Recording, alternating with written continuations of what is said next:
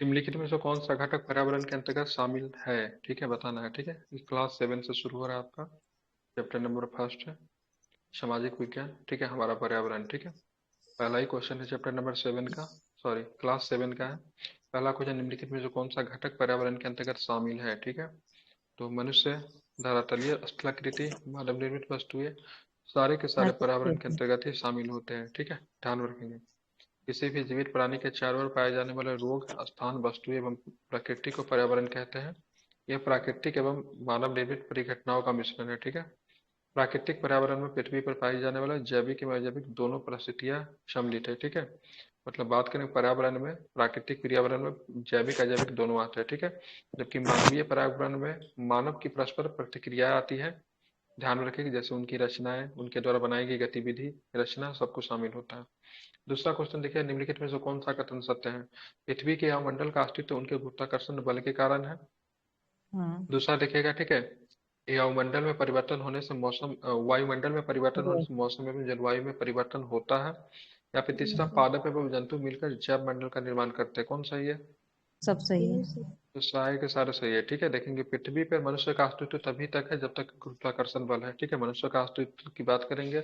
ठीक है, ध्यान में रखेंगे गुरुत्वाकर्षण बल बहुत इंपॉर्टेंट है। ठीक है, एवं मंडल में परिवर्तन होने से मौसम एवं जलवायु में परिवर्तन होता है, बिल्कुल होता है। और पादप एवं जीव जंतु मिलकर जैव मंडल का निर्माण करते हैं, ये भी आपका सही है। ठीक है, इसको आपको ध्यान में रखना है। ठीक है, पर्यावरण शब्द की उत्पत्ति किस भाषा से हुई है? ठीक है, फ्रेंच से हुई है, संस्कृत से हुई है, जर्मनी से हुई है, या फिर अंग्रेजी शब्द से हुई है? ये हो पर्यावरण जाएगा। पर्यावरण बताइए। ठीक है, ध्यान में रखेंगे ये फ्रेंच शब्द है। कौन सा हो शब्द जाएगा है? फ्रेंच। फ्रेंच शब्द है। फ्रेंच। ठीक है, ध्यान में रखेंगे किस शब्द से पर्यावरण आया? फ्रेंच शब्द। किससे? याद रखिएगा, फ्रेंच। फ्रेंच शब्द से आया। ठीक है, फ्रेंच शब्द। ठीक है, इन्वारोनेर से हुई है, जिसका अर्थ होता है पड़ोस। ठीक है, क्या होता है? पड़ोस से हुआ होता है। कुछ स्रोतों में ये पढ़ने को मिलता है कि the world environment comes from the French verb. ठीक है, इन अ वे, ठीक है, which means to surround, surrounding. ठीक है, समथिंग्स दैट सराउंड्स, मतलब कुछ जो आपके आसपास में है उससे शब्द है। ठीक है, ध्यान रखिए पर्यावरण शब्द किससे आया है। ठीक है, इसमें देखिएगा एग्जाम में गलती करा नहीं, लैटिन वगैरह दिया रहता है, ग्रीक वगैरह दिया रहता है। ज्यादातर शब्द जो लिए गए ना भारतीय, हमारे जो अथी परिवेश में अंग्रेजी के जो लैटिन शब्द होते हैं, लेकिन ये क्या कौन सा शब्द है? पर्यावरण सब है। फ्रेंच शब्द है। ठीक है, ध्यान में रखना है।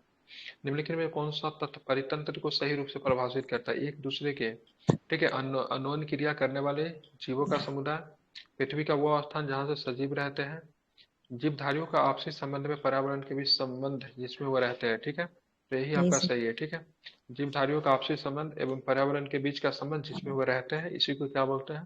तो इसी को परितंत्र कहा जाता है। ठीक है, ध्यान में रखेंगे। ठीक है, वह तंत्र जिसमें समस्त जीवधारी आपस में एक दूसरे के साथ पर्यावरण के उन भौतिक रासायनिक कारकों के साथ परस्पर क्रिया करते हैं जिनमें वो निवास करते हैं, परितंत्र कहा जाता है। ये सब ऊर्जा तथा पदार्थ के स्थानांतरण द्वारा क्या होते हैं?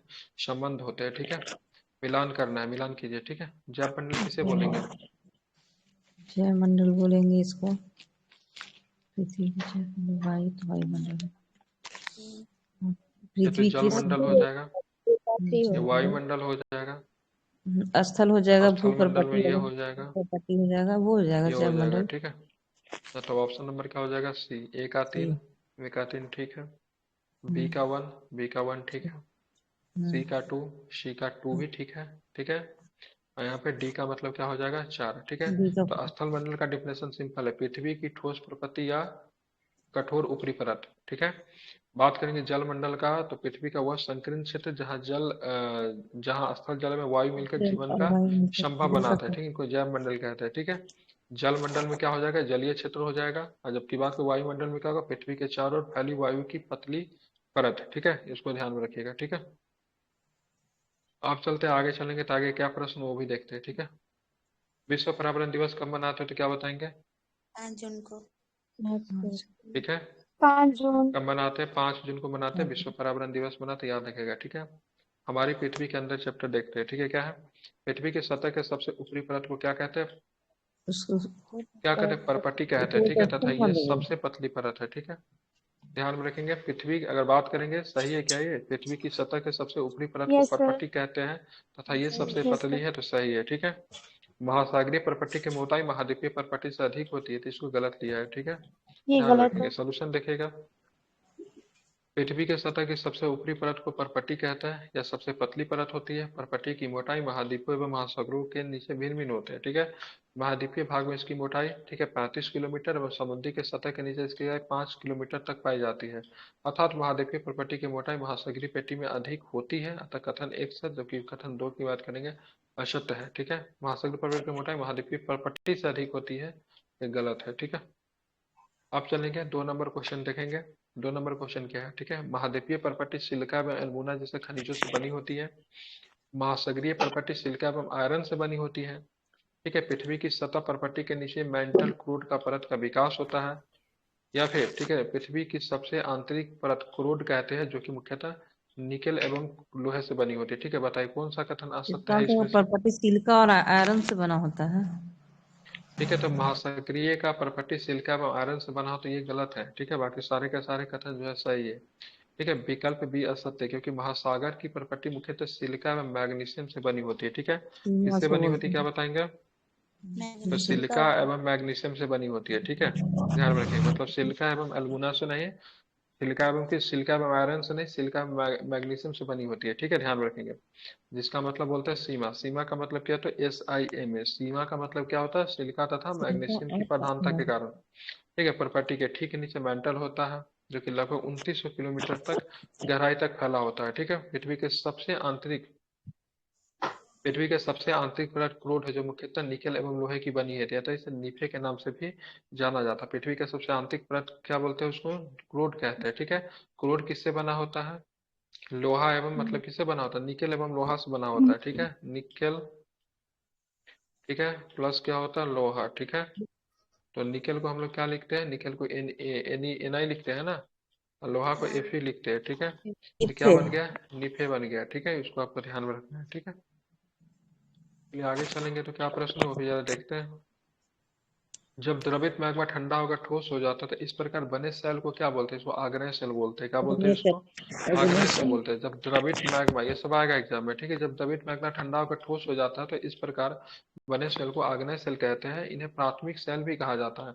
आग्नेय सेल 2 प्रकार के होते हैं, अंतर्भेदी आग्नेय सेल तथा बहिर्भेदी आग्नेय सेल, ठीक है। आग्नेय सेल कितने प्रकार के होते हैं, क्या बताएंगे। दो प्रकार के होते हैं, एक होते अंतःअग्नि दो सेल, प्रकार एक के, होता एक अंतर्भेदी होते हैं, दूसरा की बात करें क्या होता है, बहिर्वेद। बहिर्वेदी होते हैं, ठीक है। इसको आपको ध्यान में रखना है, ठीक है। इंपॉर्टेंट है। जब द्रवित मैग्ना ठंडा होकर ठोस हो जाता है तो इसको क्या बोलते हैं, इस सेल को आग्नेय सेल कहते हैं, ठीक है। हाँ, बिल्कुल, ठीक है। बिल्कुल। पृथ्वी के कुल आयतन में सबसे अधिक हिस्सा किस परत का है, तो क्या बताएंगे। क्रोध का। क्रोड का है, ठीक है। ध्यान में रखिएगा, पृथ्वी के कुल आयतन में सबसे अधिक हिस्सा की बात करेंगे, क्रोड का है। पृथ्वी के आयतन का केवल 0.5% हिस्सा ही प्रॉपर्टी है।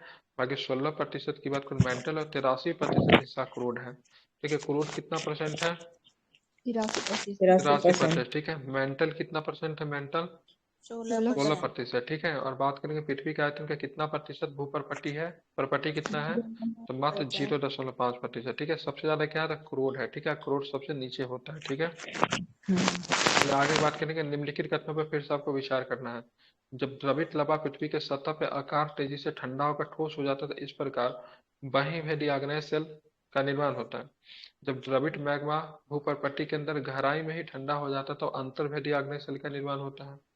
हाँ। बहिर्भेदी आग्नेय सेल की संरचना बड़े दानों वाली होती है। अंतर्भेदी आग्नेय सेल की संरचना महीन दानों वाली होती है। क्या सही है, एक का एक दो और इसमें दो। सही है, ठीक है। एक और दो सही है। ये दोनों के दोनों सही है, ठीक है। आप देखेंगे यहाँ पे कि कैसे इसको सही लिया है। तो जब द्रवित लावा पृथ्वी के सतह पर आकार तेजी से ठंडा होकर ठोस हो जाता है तो इस प्रकार बहिर्भेदी आग्नेय सेल का निर्माण होता है, सही है, ठीक है। जब द्रवित मैग्मा भूपर्पट्टी के अंदर गहराई से ठंडा हो जाता है तब अंतर्भेदी आग्नेय सेल का निर्माण होता है, ये भी सही है। बहिर्भेदी आग्नेय सेल की रचना बड़े दानों वाले की नहीं होती, छोटा होता है, ठीक है। और अंतर्भेदी में दाना जो होता है ना, बड़े होते हैं, महीन नहीं होता है, तो ये उल्टा कर दिया है, ठीक है। यहाँ पे देखेंगे 3 4 असत्य है, ठीक है। बहिर्वेदी आग्नेय सेल के अंतर्गत द्रवित लवा तेजी से ठंडा होकर ठोस बन जाता है, इसलिए इनकी संरचना महीन दानों वाली होती है, ठीक है। तो बही वाला में संरचना कैसा होता है, बड़ा नहीं होता, क्या होता है, महीन होता है। कैसा होता है, महीन होता है, ठीक है। जबकि अगर बात करेंगे यहाँ पे, जबकि अंतर्वेदी आग्नेय सेल द्रवित लावा धीरे धीरे ठंडा होकर होता है, इस कारण इसका मतलब दाना क्या होता है, इसका बड़ा होता है, ठीक है। तो इसमें महीन नहीं होगा, इसमें क्या होगा, बड़े दाना होगा, ठीक है। तो अंतर्भेदी में दाने की बात करेंगे बड़े होंगे, ठीक है। बही भेदी में दाने की बात करेंगे क्या हो जाएंगे, महीन हो जाएंगे, ठीक है। अब यहाँ पे देखेंगे मिलाना है, ठीक है, मिलाइए। किसके किसके मिलाएंगे, अब शादी सेल में क्या मिलने जाएगा, अब शादी में शादी चूना में होता है पत्थर। चूना पत्थर। हम्म हाँ। कांतित में चूना, ग्रेनाइट। हाँ। और बहिर्भेदी में आपका हो जाएगा विशाल। देख लेते क्या इसका दिया हुआ है, ठीक है। नाइट यहाँ पे नहीं देख होगा, अंत, नहीं डी है। सब दे रखा ठीक है, डी है। ऑप्शन, ठीक है। कांतित में सही है। सलेट आता है, ठीक है।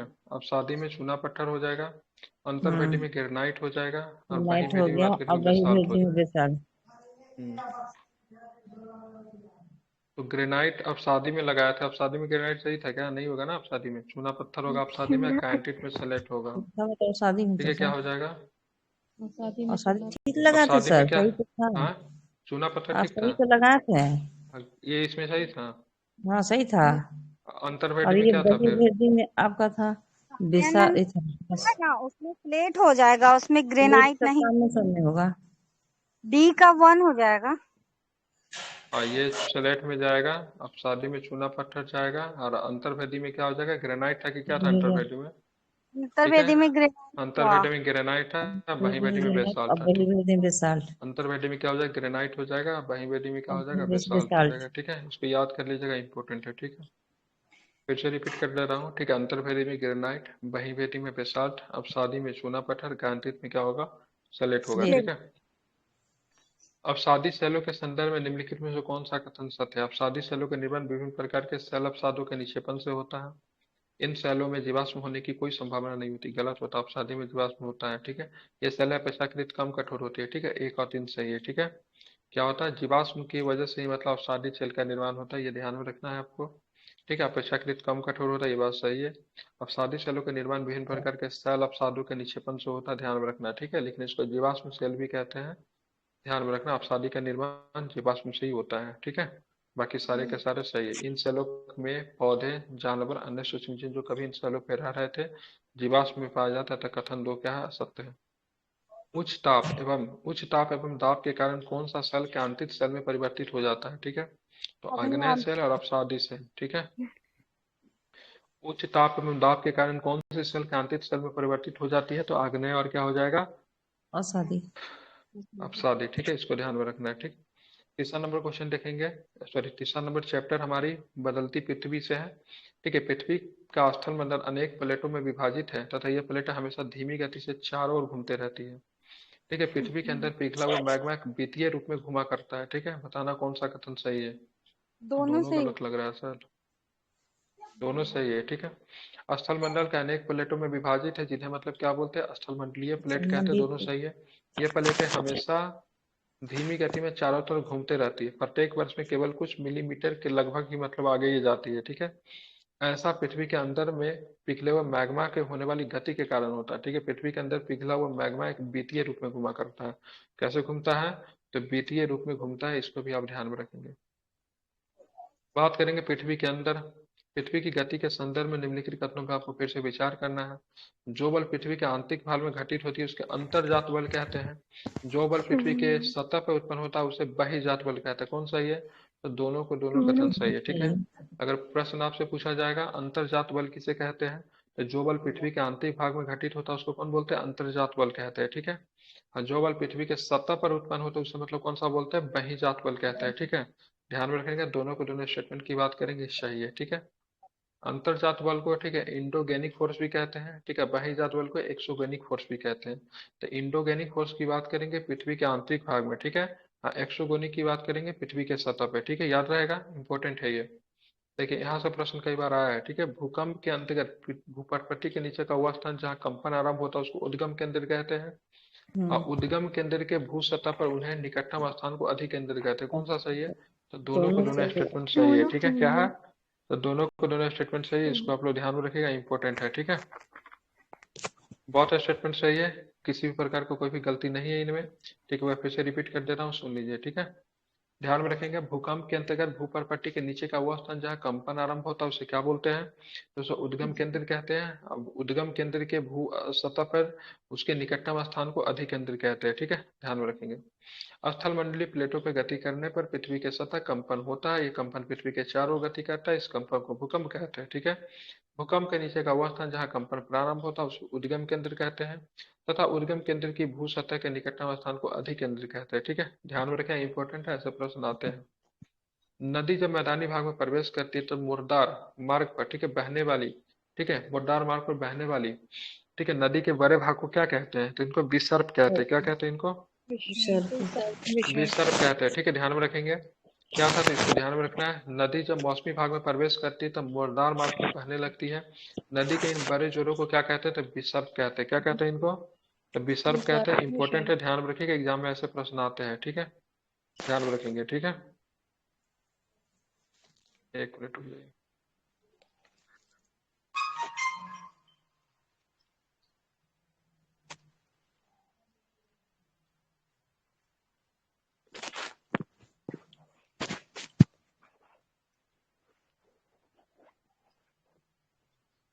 चलिए आगे चलते हैं। देखिए, जब नदी द्वारा चापाकार झील, ठीक है, नदी द्वारा चापाकार झील का निर्माण किया जाता है। ठीक है, कहाँ पे किया जाता है? पहाड़ी भागों में, तटीय भागों में, ठीक है, मैदानी भागों में, ये भी उपयुक्त तीनों में। किसमें किया जाता है? तो मैदानी भागों में किया जाता है। ठीक है, नदी द्वारा चापाकार झील का निर्माण कहाँ पे किया जाता है? तो मैदानी भागों में किया जाता है, ध्यान में रखेंगे। ठीक है, नदी जब मैदानी भाग क्षेत्र में प्रवेश करती है तब वो मुर्दार मार्ग पर बहने लगती है। इन बड़े भागों को विसर्प कहा जाता है, जैसा कि हम लोगों ने पहले भी बात किया था।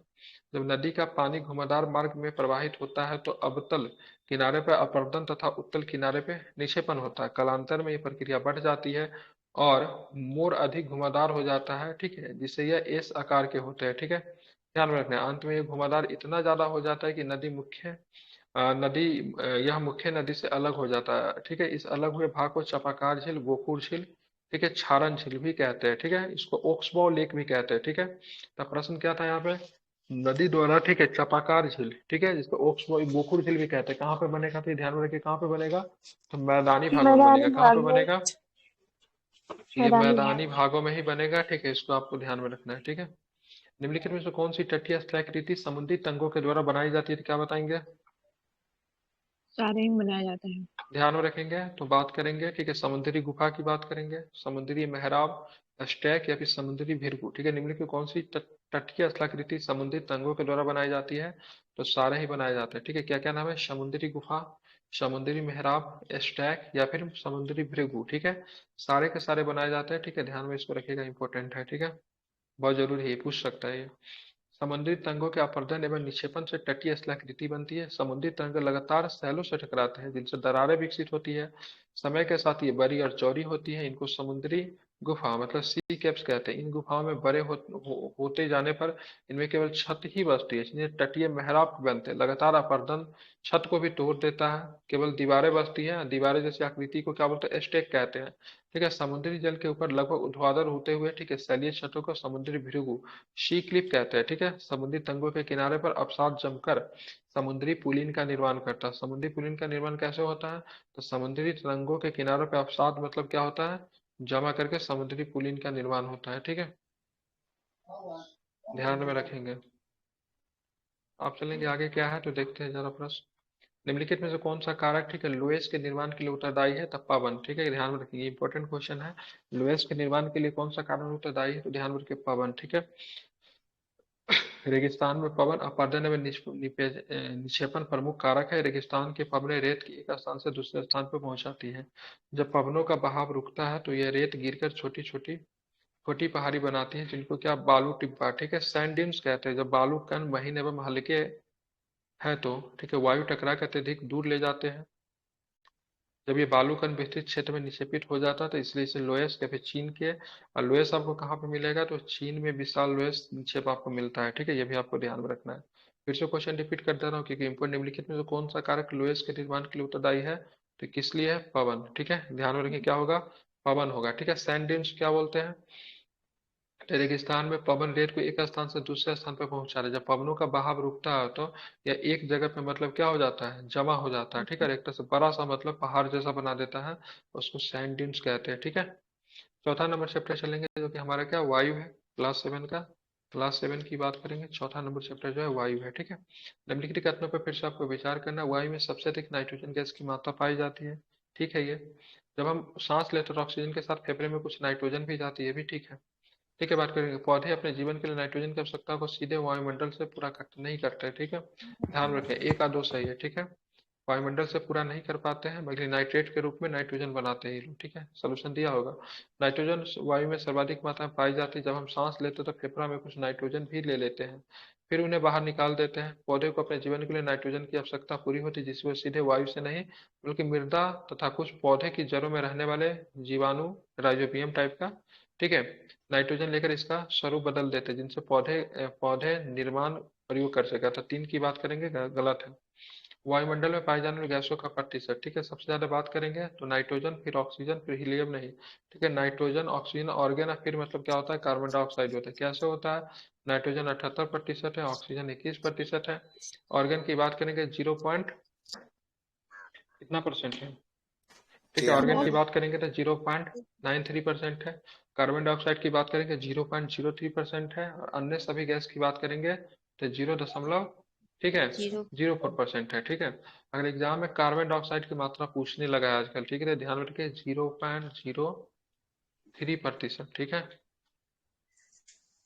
ठीक है, इसके बाद भी कुछ कुछ है लेकिन मुख्यतः 0.03% आपको ध्यान में रखना सर है, ठीक है। वायुमंडल में रेडॉन पाया जाता है कि नहीं? रेडोन नहीं पाया जाता, ठीक है, रेडोन वायुमंडल में भूकंप के समय निकलता है, रेडॉन नहीं पाया जाता, ठीक है। वायुमंडल में जल वाष्प की मात्रा की बात करेंगे तो 0.54% के आसपास जल वाष्प भी आपको देखने को मिलता है, ठीक है, इसको याद रखिएगा।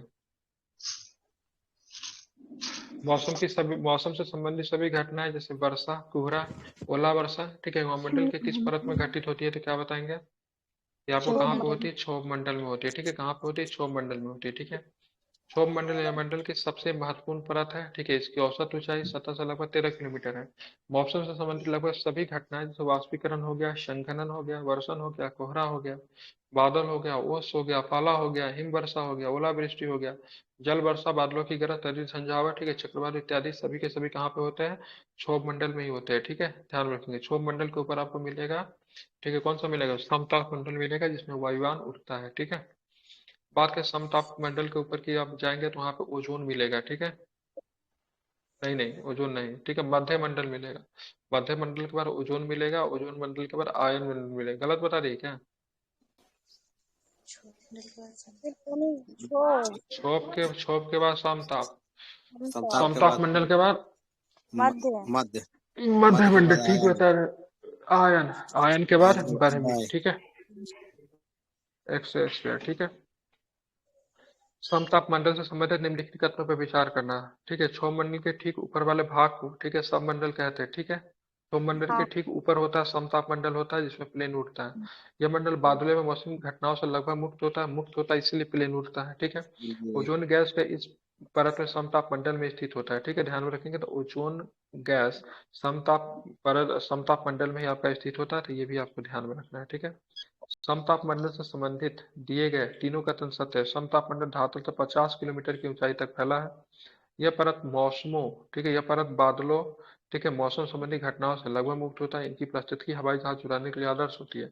इस मंडल की महत्वपूर्ण विशेषता है कि इसमें ओजोन गैस की परत होती है। यह परत सूर्य से आने वाली हानिकारक पराबैंगनी किरणें से हमारी क्या करती है, रक्षा करती है, ठीक है, ध्यान में रखेंगे।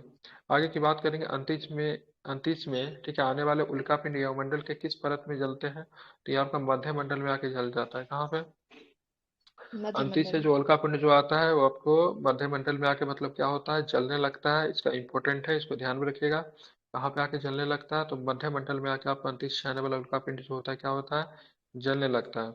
मध्य मंडल और मंडल की तीसरी परत है, ठीक है, ये समताप मंडल के ठीक ऊपर होती है। यह लगभग 80 किलोमीटर की ऊंचाई तक फैली होती है। अंतरिक्ष अंतरिक्ष से प्रवेश करने पर उल्कापिंड इस परत में जल जाते हैं। निम्नलिखित कथनों पर विचार करें, ठीक है। आयन मंडल में आयनों अर्थात विद्युत आवेशित कणों की प्रधानता है, इसलिए आयन मंडल रेडियो तरंगों को पृथ्वी पर परावर्तित करके संचार व्यवस्था को संभव बनाता है, ठीक है। ये सही है। समताप मंडल में, ठीक है, अत्यधिक ओजोन गैस वाली निचली परत में ओजोन मंडल की संख्या दी जाती है 1535 किलोमीटर के बीच में होती है। बताइए क्या सही है? दोनों सही है सर। ठीक है, ध्यान में रखेंगे, तो इसका दोनों के दोनों दोनों सही है। ठीक है, वायुमंडल की सबसे ऊपरी परत वायुमंडल के सबसे ऊपरी बर्मी मंडल के नाम से जाना जाता है। यह वायु की पतली परत होती है जिसमें गैस होती है, जिसमें हीलियम हाइड्रोजन वही 37 में तैरती रहती है। ठीक है, ध्यान में रखना है। बाकी की बात करेंगे, यहाँ पे पहला स्टेटमेंट जो हल्की था गैस इसको होने जरा के ध्यान में कारण वो रखिए। तैरती है सर। हाँ, आयन मंडल में, हाँ, हल्की गैस आयनों में अत्यधिक विद्युत आवेशित कणों की प्रधानता, और इसलिए आयन मंडल जो होता है रेडियो तरंगों को पृथ्वी पर परावर्तित करती है। ठीक है, ये भी आपको है, रेडियो तरंगे आपको आयन मंडल में आपको देखने को मिलते हैं। ठीक है, निम्नलिखित में से कौन सा कथन सत्य है? सूर्य से आने वाली वो ऊर्जा से पृथ्वी रोक लेती है। आपतन, ठीक है, यहाँ पे सूर्य ताप कहलाती है, बिल्कुल। सूर्य ताप की मात्रा पृथ्वी पे हर जगह एक समान रहती है, गलत है, नहीं रहती हर जगह एक समान। ठीक है, ध्यान रखिए, पहला वाला सही है। सूर्य से जो आने वाली ऊर्जा जिसे पृथ्वी रोक लेती है उसको आपतन या फिर सूर्य ताप कहते हो, सही है। ठीक है, बाकी आपतन सूर्य ताप की मात्रा भूमध्य रेखा से ध्रुवों पर घटती है, इसलिए तापमान भी उसी प्रकार से घटता जाता है। ठीक है, समझ गए, सभी जगह पे एक समान नहीं होता है। ठीक है, अब चलेंगे, पढ़ेंगे 8 नंबर प्रश्न देखेंगे। ठीक है, वायु दाब का क्षैतिज वितरण किस स्थान पे उपस्थित वायु के तापमान को प्रभावित होता है? वायु दाब का क्षैतिज वितरण, ठीक है, किस स्थान पर उपस्थित वायु के, ठीक है, ताप के द्वारा प्रभावित होता है? निम्न दाब क्षेत्र वाला बादल युक्त आकाश एवं नम मौसम के साथ जुड़ा होता है। ठीक है, उच्च वायु दाब क्षेत्र वाला बादल मुक्त स्वच्छ आकाश के साथ जुड़ा होता है। ठीक है, वायु सदैव उच्च, माइक इनका एको करा बंद कीजिए माइक। ठीक है, वायु सदैव उच्च दाब क्षेत्र से निम्न दाब क्षेत्र की ओर गमन करता है। बताए कौन कौन सा सही है? तो सारे के सारे स्टेटमेंट सही है। ठीक है, हूबहू इसको याद कर लीजिए। वायु दाब का क्षैतिज वितरण किसी स्थान पर उपस्थित वायु के तापमान के द्वारा प्रभावित होता है, ये कथन सही है। निम्न दाब क्षेत्र वाला युक्त आकाश एवं नम मौसम के साथ जुड़ा होता है, ये भी सही है। ठीक है, उच्च उच्च वायु दाब क्षेत्र बादल मुक्त स्वच्छ आकाश से जुड़ा होता है, ये भी सही है। वायु सदैव उच्च दाब क्षेत्र से निम्न दाब क्षेत्र की ओर गमन करता है, ये भी सही है। ठीक है, सारे के सारे कथन सही है। उच्च दाब क्षेत्र से निम्न दाब क्षेत्र की ओर गमन करता है, इसको आपको ध्यान में रखना इंपॉर्टेंट है। ठीक है, सब स्टेटमेंट इसका सही है, किसी भी तरह का कोई गलती नहीं है। ठीक है, अब आगे चलेंगे, तो आगे क्या प्रश्न है देखते हैं। ठीक है, निम्नलिखित कथनों पर फिर से आपका विचार करना है। बरस भर लगातार निश्चित दिशा में चलने वाली पवन स्थानीय पवन है। विभिन्न ऋतुओं में अपनी दिशा बदलने वाली पवन को मौसमी पवन कहते हैं। ठीक है, किसी छोटे क्षेत्र में वर्ष या दिन के किसी विशेष समय में चलने वाली पवन को अस्थायी पवन कहते हैं। ठीक है, तो पूछा निम्नलिखित में से कौन सा युग्म सुमेलित है? तो इसका केवल दो लिया है, मतलब केवल यही सही है। ठीक है, विभिन्न ऋतुओं में अपनी दिशा बदलने वाली पवन को मौसमी पवन कहते हैं। वर्ष भर लगातार निश्चित दिशा में चलने वाली पवन को स्थानीय पवन नहीं कहते हैं। ठीक है, गलत क्या क्या, इसका सोल्यूशन देखेंगे तो समझ में, 1 और 3 सुमेलित नहीं है। स्थानीय पवनें वर्ष भर लगातार निश्चित दिशा में चलती है। ठीक है, किधर चलती है? ठीक है, निश्चित निश्चित दिशा में दिशा चलने, वर्ष भर लगातार निश्चित दिशा में चलने वाली पवन को क्या बोला जाता है? अस्थाई बोलते हैं। क्या बोलते हैं? स्थानीय नहीं बोलते, क्या बोलते हैं? अस्थाई अस्थायी। बोलते हैं, क्योंकि चेंज नहीं होता है ना। क्या बोला जाता है? इसको अस्थाई बोला जाता है। ठीक है, किसी छोटे क्षेत्र में वर्ष या दिन के विशिष्ट क्षेत्र में चलने वाला पवन को अस्थाई नहीं बोलते, इसको क्या बोलते हैं? स्थानीय बोलते हैं। ठीक है, स्थानीय मतलब किसी एक विशेष क्षेत्र में। ठीक है, जैसे यहाँ पे लिखा है कि किसी छोटे क्षेत्र में, और जो मतलब कभी भी किसी प्रकार का चेंज नहीं करेगा, निश्चित दिशा में चलेगा, तो उसको क्या होगा? अस्थाई होगा। ठीक है, यही गलती है। बाकी विभिन्न ऋतुओं को अपनी दिशा बदलने वाले पवन को मौसमी पवन कहते हैं, ये सही है। ठीक है, पांचवा चैप्टर हमारा जल है। ठीक है, निम्नलिखित में से कौन सी प्रक्रिया जल चक्र से सम्मिलित है? ठीक है, तो जल चक्र में वाष्पीकरण भी आता है, संघनन भी आता है, वर्षण भी आता है, सारे के सारे आपके जल चक्र में ही है। कैसे बनते हैं जल चक्र? तो सूर्य के ताप के कारण जल वाष्पित हो जाता है, ठंडा होने पर जल वाष्प संघनित होकर बादलों का रूप धारण कर लेती है। यहाँ से ये वर्षा, हिम अथवा सहिम वृष्टि से, ठीक है, रुपये धरती या समुद्र पे नीचे गिरता है। ठीक है, दूसरे शब्दों में कहें तो जिस प्रक्रम में जल लगातार अपने स्वरूप को बदलता रहता है और महासागरीय अवमंडल एवं धरती के नीचे चक्कर लगाता रहता है, उसे मतलब क्या बोलते हैं? तो उसे मतलब जल चक्र कहते हैं। ठीक है, ध्यान में इसको रखना है। निम्नलिखित में से किसका सागरीय निम्नलिखित किसका सागरीय जल लवणता में सर्वाधिक योगदान देता है? ठीक है, तो किसका देता है? Sodium chloride. ठीक है, सोडियम क्लोराइड जो होता है, जो समुद्र में जो होता है ना, सबसे अधिक लवणता में देता है। यहाँ से प्रश्न भी पूछता है, कैसे पूछता है? देखिए देखिए, लवणता 1000 ग्राम जल में मौजूद नमक की मात्रा होती है। लवणता को प्रतिशत प्रति लवणता लवणता को ना ग्राम प्रति हजार ग्राम में प्रदर्शित करते हैं। महासागर में की औसत लवणता 35 ग्राम प्रति लीटर है। ठीक है, प्रति हजार मतलब 1000, सॉरी प्रति हजार में 1000 प्रति लीटर में कितना ग्राम होता है? 35 ग्राम होता है। कितना होता है? मतलब अगर 35। मान लीजिए समुद्र का पानी अगर मान लीजिए तो 1000 अगर ग्राम लेते हैं, 1000 ग्राम अगर लेते हैं, तो इसमें कितना लवणता मिलेगा? इसमें 35 ग्राम नमक निकल सकता है। ठीक है, ध्यान में रखेंगे। ठीक है, समुद्र की पानी की बात करें, 1000 में कितना मिलेगा तो क्या बताएंगे? 35 35 ग्राम। ग्राम लवणता आपको मिलेगा। ये कई बार मैं देखा हूँ, कई बार एग्जाम में पूछा है, इसको आप लोग ध्यान में रखिएगा। ठीक है, गलती हो जाता है कभी कभी, मैंने भी एक बार गलती किया था। ठीक है, इसको ध्यान में रखिए, 35 याद रखिएगा। ठीक है, याद रहेगा। चलिए आगे चलेंगे, तो क्या प्रश्न है वो भी देखते हैं। ठीक है, महासागर में ज्वार भाटा की उत्पत्ति का प्रमुख कारण क्या है? ये भी कई बार पूछा है। देखिए, तो इसमें लोग ना सूर्य चंद्रमा मार देते हैं। ठीक है, लेकिन मतलब गुरुत्वाकर्षण बल को छोड़ जाते हैं। ठीक है, तो सूर्य चंद्रमा के अलावा गुरुत्वाकर्षण बल के कारण भी मतलब क्या होता है? ठीक है, महासागर में ज्वार और भाटा उत्पन्न होते हैं। ठीक है, बहुत जगह किताब में केवल सूर्य चंद्रमा दिया हुआ है, लेकिन आप लोग गुरुत्वाकर्षण बल को भी नहीं भूलेंगे। ठीक है, ये भी एक कारण है जिसकी वजह से महासागर में क्या होता है? ज्वार भाटा आपका उत्पन्न होता है। ठीक है, क्या होता है ज्वार भाटा? तो सूर्य एवं चंद्रमा के शक्तिशाली गुरुत्वाकर्षण बल के कारण पृथ्वी की सतह पर ज्वार भाटा आते हैं।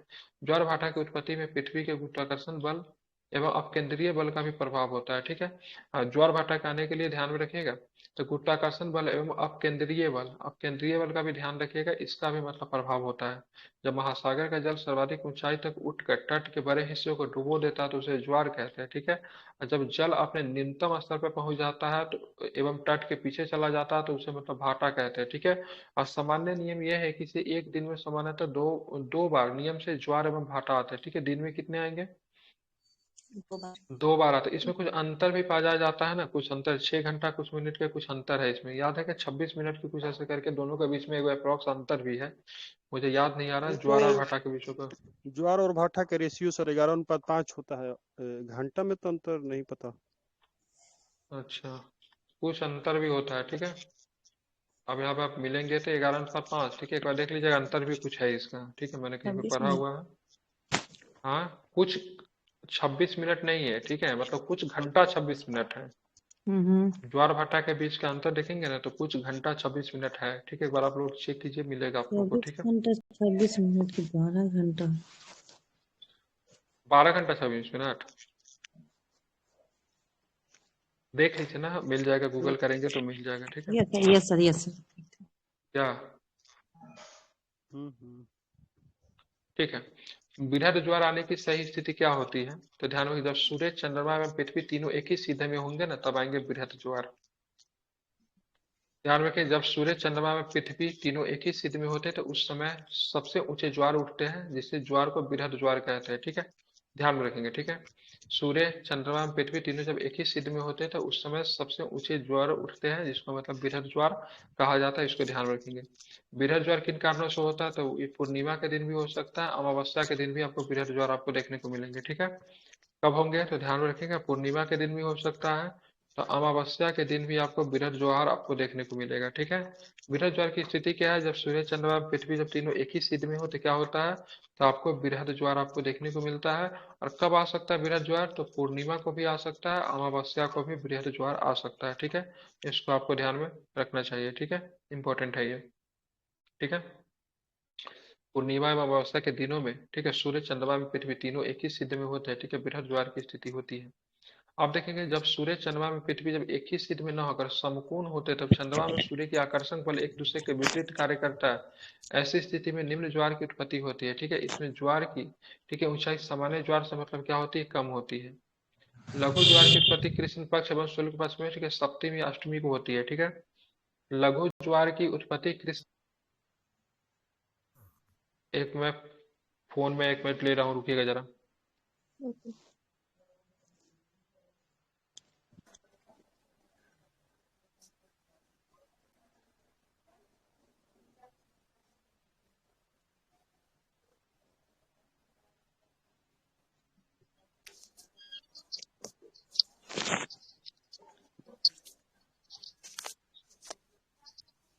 ठीक है, तो कहाँ पे थे हम लोग? ठीक है, लघु ज्वार की उत्पत्ति कृष्ण पक्ष और शुक्ल पक्ष के दिन सप्तमी या अष्टमी को हो सकती है। ठीक है, इसको भी आपको ध्यान में रखना है। ठीक है, तो इसका दोनों बात से करेंगे, दोनों के दोनों कथन क्या है, सही है। ठीक है, फिर से एक बार पढ़ दे रहा हूँ। तो सूर्य चंद्रमा में पृथ्वी के सीध में न होकर समकोण पर होते हैं, तब चंद्रमा में सूर्य की आकर्षण बल एक दूसरे के विपरीत कार्य करता है। ऐसी स्थिति में निम्न ज्वार की उत्पत्ति होती है। इसमें ज्वार की ऊंचाई सामान्य ज्वार से मतलब क्या होता है, कम होता है। ठीक है, लघु ज्वार की उत्पत्ति कृष्ण पक्ष एवं शुक्ल पक्ष में सप्तमी या अष्टमी को होती है। ठीक है, दोनों के दोनों क्या कथन की बात करेंगे, सही है। निम्नलिखित में से कौन सा लाभ उच्च ज्वार से संबंधित होते हैं? ठीक है, उच्च ज्वार में 9 संस्कारों में सहायक होता है। उच्च ज्वार मछली पकड़ने में मदद करता है, क्योंकि उच्च ज्वार के मैदान अधिक संख्या में मछली तट के निकट आ जाती है। ज्वारीय तरंगों द्वारा जल विद्युत उत्पादित होता है। क्या रीजन है? ठीक है, तो ध्यान रखें, इसका सारे के सारे रीजन सही है। ठीक है, सारे के सारे रीजन कैसे सही? तो उच्च ज्वार नौ संचालन में भी सही होता है। ठीक है, ये जल स्तर को तट की ऊंचाई तक पहुंचाते हैं। ये जहाज को बंदरगाह तक पहुंचाने में सहायक हो जाता है। उच्च ज्वार मछली पकड़ने में भी मददगार होता है। उच्च ज्वार के दौरान अनेक मछलियां तट के निकट आ जाती है। इनके फलस्वरूप मछुआरे बिना कठिनाई के मछलियां पकड़ लेते हैं। कुछ स्थानों पर ज्वार भाटा से होने वाले जल के उतार चढ़ाव का उपयोग विद्युत उत्पन्न करने के लिए भी किया जाता है। ठीक है, तो उच्च ज्वार जहाज के नौ क्या नौका नौ संचालन में भी सहायक होता है, और साथ में मछली पकड़ने में भी मददगार हो सकता है। ठीक है, ध्यान में रखना है, तो इम्पोर्टेंट है, इसको आप लोग जरा इसको ध्यान में रखिएगा। इससे प्रश्न पूछा जाता है, उच्च ज्वार से संबंधित कथन कौन सा सही है, इसको जरा ध्यान रखिएगा। 8वां नंबर क्वेश्चन क्या है? तो महासागरीय धाराओं के संदर्भ में निम्नलिखित में से कौन सा कथन असत्य है? महासागरीय धाराओं के संदर्भ में निम्नलिखित में से कौन सा कथन असत्य है? गर्म महासागरीय धारा भूमध्य रेखा के निकट उत्पन्न होती है एवं ध्रुवों की ओर प्रभावित होती है। ठीक है, ठंडी धाराएं ध्रुवों तथा उच्च अक्षांशों के उष्णकटिबंधीय निम्न अक्षांशों की ओर प्रभावित होती है। लेब्राडोर महासागरीय धाराएं का उष्ण जल धारा, यानी लेब्राडोर की बात करेंगे ना, ठंडी है, गलत है। ठीक है, सर पृथ्वी गर्म नहीं पर है। हाँ प्रत्येक दिन ज्वार 12 घंटा 26 मिनट पर ना। हाँ, वही वही बात तो मैं बोल है, रहा था, नहीं क्या 26 मिनट तो है, लेकिन कितना है वो मुझे याद नहीं आ रहा। 12 घंटा 12 26 घंटा मिनट था। ठीक और है सर। भाट ठीक है, और भाटा बृहद आएगा तो वाला था 6 मिनट। 24 घंटा तो बात और 24 ज्वार आएगा घंटा। तो उसके बाद 12 ज्वार घंटा सर 26 मिनट घंटा और 13 मिनट भाटा आएगा बाद तो 6 घंटा 13 मिनट। हाँ वही 6 घंटा का अंतर पाया जाता था, 6 घंटा 13 मिनट है नहीं? 13 मिनट और ये 24 घंटा भाटा 50 मिनट क्या था तो सर? क्या 24 घंटा 50 मिनट? बुझवाता है ना 2 बार ही। दिन में 2 बार आता है ये। ठीक है, हम्म। ये भी 2 बार, ये भी 2 बार। ठीक है, बिल्कुल। अब चलेंगे यहाँ पे गलत कौन सा है, तो ध्यान में तीसरा कथन गया था, लेब्राडोर महासागरीय जलधारा है, शीत जलधारा है, जबकि गल्फ स्ट्रीम गल्फ जलधारा है। ठीक है, तो गल्फ स्ट्रीम कैसा है, गर्म है, लेब्राडोर कैसा है, तो ठंडा है। इसको आपको ध्यान में रखना चाहिए। ठंडी धाराएं, ठीक है, ध्रुवों तथा उच्च अक्षांशों से उष्ण कटिबंध या निम्न अक्षांशों के प्रभावित होता है, ये कथन सही था। गर्म जल धाराएं भूमध्य रेखा के निकट उत्पन्न होती है एवं ध्रुवों की ओर प्रभावित होती है, ये भी सही है। महासागरीय धाराएं आसपास के क्षेत्रों में तापमान को भी प्रभावित करती है, ये भी सही है। ठीक है, गलत कौन है? तो लेब्राडोर महासागरीय धारा उष्ण जल धारा है, ये गलत है। ठीक है, क्या हो जाएगा, ठंडी हो जाएगी। गल्फ स्ट्रीम कैसी है, तो गर्म है। ठीक है, निम्नलिखित में से कौन सा महासागरीय क्षेत्र विश्व भर में सर्वोत्तम मत्स्य पालन के लिए जाना जाता है? तो वह क्षेत्र जहाँ गर्म एवं शीत जलधाराएं मिलती है ना, वहाँ पे विशेष जैसे प्रकार के घास का उत्पादन होता है। ठीक है, तो विशेष प्रकार का घास का जो प्लैंकटन उत्पादन नाम होता है। है उसी, हाँ उसी घास को खाने प्लैंकटन के लिए मछली आती है। हाँ प्लैंकटन, ठीक है, उसी घास को मतलब खाने के लिए मछलियाँ आती है ना, तो जिसकी वजह से मछली उत्पादन के लिए वो जो वो क्षेत्र जो होता है काफी अधिक इम्पोर्टेंट होता है, ये भी आपको ध्यान में रखेंगे। ठीक है, महासागर सागर या महासागर के जिन स्थान पर गर्म में ठंडी जलधाराएं मिलती है, वह स्थान विश्व भर में सर्वोत्तम मत्स्य क्षेत्र माना जाता है। जापान के आसपास व उत्तरी अमेरिका के पूर्वी तट पे इसके कुछ उदाहरण हैं। ठीक है, जहाँ गर्म एवं ठंडी जलधारा मिलती है, वहाँ कोहरे वाले मौसम बनते हैं। इसके फलस्वरूप नौ संचालन में बाधा भी क्या होता है, उत्पन्न होता है। जहाँ पे गर्म और ठंडी जलधारा मिल जाएगी, वहाँ पे क्या बनेगा, कोहरा बनेगा ना। गर्म पानी में देखिएगा, ठंडा पानी अगर डालने पे क्या निकलता है, भाप नहीं निकलता है। सेम चीज होता है। सुनामी के उत्पत्ति की बात करेंगे तो जापानी शब्द है। ठीक है, सुनामी, ध्यान रखिए जापानी शब्द है। सुनामी एस से नहीं टी से शुरू होता है। ठीक है, की सुना है। सुनामी जापानी भाषा का एक शब्द है जिसका अर्थ होता है पोताश्रय तरंगे, क्योंकि सुनामी आने पे पोताश्रय मतलब नष्ट हो जाते हैं। ठीक है, 26 दिसंबर 2004 को हिंद महासागर में सुनामी के कारण अत्यधिक विनाश हुआ था। इसके परिणाम से हिंद महासागर के कुछ द्वीप पूर्णतः डूब गए थे। भारत का भी एक डूब गया था। ठीक है, कौन सा द्वीप डूब गया था भारत का? साउथ में कौन था हमारा सबसे मतलब अंतिम में? Pygmalion point. ठीक है। साउथ में जो है ना, मैं दक्षिण भारत में उसमें से एक डूब गया था, ठीक है। अभी इंदिरा साला पॉइंट इंदिरा सर, पॉइंट उसी का नाम है पिगमेलियन पॉइंट। वही सा डूब गया था। 2004 का सुनामी बहुत खतरनाक है, ठीक है। बहुत सारा बम्बे वगैरह को बहुत अधिक नुकसान हुआ था, ठीक है। और 26 दिसंबर को ही आया था। अब चलेंगे आगे, क्या है तो देखेंगे। भारतीय सीमा के सबसे दक्षिणी बूटे, यहाँ पर लिखा तो हुआ, ठीक है। भारतीय सीमा के सबसे इंदिरा पॉइंट जो अंडमान निकोबार द्वीप समूह स्थित हो, पूरी तरह से डूब गया था, अभी तो ही बता रहा था। यद्यपि पहले भी भूकंप का अनुमान लगाना संभव नहीं, यद्यपि पहले से भूकंप का अनुमान लगाना संभव नहीं, फिर भी बड़ी सुनामी के संकेत 3 घंटे पहले आपको मिल जाते हैं, ठीक है। वर्तमान में प्रशांत महासागर हिंद महासागर में प्राथमिक चेतावनी की ऐसी प्रणालियां क्रियाशील है। एग्जाम में ऐसे भी प्रश्न बन सकता है, क्या भूकंप का समय से पहले पता लगाना संभव है? तो नहीं है, लेकिन सुनामी को समय से पहले पता लगाया जा सकता है। और कितने घंटे पहले? तो 3 घंटे पहले, ये भी 3 घंटे आपको ध्यान पहले। में रखना चाहिए, ठीक है। कितना घंटा पहले पता चल सकता है सुनामी के बारे में? तो तीन तीन घंटे घंटे पहले। पहले सुनामी के बारे में पता चल सकता है, ध्यान में इसको रखेंगे, ठीक है। चैप्टर नंबर 6 क्या कहता है? ठीक है, क्लास 7 का चैप्टर नंबर प्राकृतिक वनस्पति एवं वन्य जीव। क्या है चैप्टर नंबर? प्राकृतिक वनस्पति एवं वन्य जीव है, ठीक है। निम्नलिखित में से किन कारक से वनस्पति की वृद्धि निर्भर करती है? किस पे निर्भर करती है? तो सारे कारण पर निर्भर करती है। तापमान पे करती है, नमी। वन्य जीव पे नहीं करती है, ठीक है। नमी पे करती है, मिट्टी के परत की मोटाई पे करती है, वनस्पति के वृद्धि, इन सारे कारणों पर निर्भर करे। तापमान कैसा है, नमी कैसा है, मिट्टी के परत की मोटाई कैसी है, इन सारे कारणों पर निर्भर करती है, ठीक है। वनस्पति की वृद्धि तापमान एवं नमी पर निर्भर करती है। इसके अलावा यह ढाल एवं मिट्टी के परत की मोटाई जैसे कारकों पर भी निर्भर करती है। किसी भी स्थल की ऊंचाई एवं वनस्पति की विशेषता एक दूसरे से संबंधित है। ऊंचाई में परिवर्तन के साथ जलवायु में परिवर्तन होता है, इसके कारण प्राकृतिक वनस्पति में भी बदलाव आता है, ठीक है। उष्णकटिबंधीय सदाबहार वनों की विशेषताओं के संदर्भ में निम्नलिखित कथनों पर विचार करें। यह वन उन भूमध्य सागर और उष्णकटिबंधीय के पास पाए जाते हैं। भाई किनका एक हो रहा है? बच्चे की आवाज आ रही, बंद कर लीजिए जरा। ठीक है, इन वनों के क्षेत्र में गर्म होते हैं पर पूरे वर्ष में, ठीक है, यहाँ अत्यधिक वर्षा होती है। इन वनों के दिन के समय भी, ठीक है, सूर्य का प्रकाश वन के अंदर तक नहीं पहुंच पाता, ठीक है। इन वनों के वृक्ष शुष्क मौसम के अपनी पत्तियां पूरी तरह से गिरा देती है। कौन सा सही? तो 1 2 3 सही है, ठीक है। ये जो है तीनों ना, सही है। उष्णकटिबंधीय सदाबहार बहार जो कभी भी अपनी पत्तियां पूरी तरीके से नहीं गिराती है, ठीक है। ये शुष्क मौसम में अपनी पत्तियां गिरा, पतझड़ वन का गुण है, ठीक है। क्या होता है? पतझड़ वन का गुण है, ठीक है। ये वन अपनी कभी भी पत्तियां नहीं गिराती है, ठीक है, ध्यान में रखेंगे। कभी नहीं पूरी तरह से पत्तियां गिरेगी। ये वन इतने उष्णकटिबंधीय सदाबहार वन इतने घने वन होते हैं कि सूर्य के प्रकाश भी सही ढंग से नहीं पहुंच पाते हैं, ठीक है, ध्यान में रखेंगे। अब ये कहाँ पे मिलेंगे? तो भूमध्य रेखा के उष्णकटिबंधीय क्षेत्र के पास मिलेंगे, ठीक है। इन वनों में क्षेत्र गर्म होते हैं, इसलिए पूरे साल भर अत्यधिक वर्षा होती है, ठीक है। ध्यान में, इन वनों के दिन के समय में सूर्य का प्रकाश अंदर नहीं पहुंच पाता क्योंकि बहुत अधिक घने होते हैं, ठीक है। पत्ती पूरी तरीके से नहीं गिराते, यही सोल्यूशन में भी दिया होगा, ठीक है, ध्यान में रखेंगे।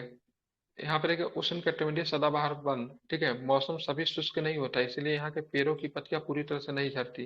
या दूसरे शब्दों में यह भी नहीं कह सकते कि इन वन क्षेत्रों में वृक्षों की बहुत ज्यादा प्रजातियां पाई जाती हैं एवं ये अलग अलग समय में अपनी पत्तियां गिराते, इन कारण वन सदा हरे भरे होते हैं, ठीक है। एनाकोंडा विश्व का सबसे बड़े सांपों में से उष्णकटिबंधीय वर्षा वन में ही पाया जाता है। इनको अमेजन वन भी कहते हैं, ठीक है।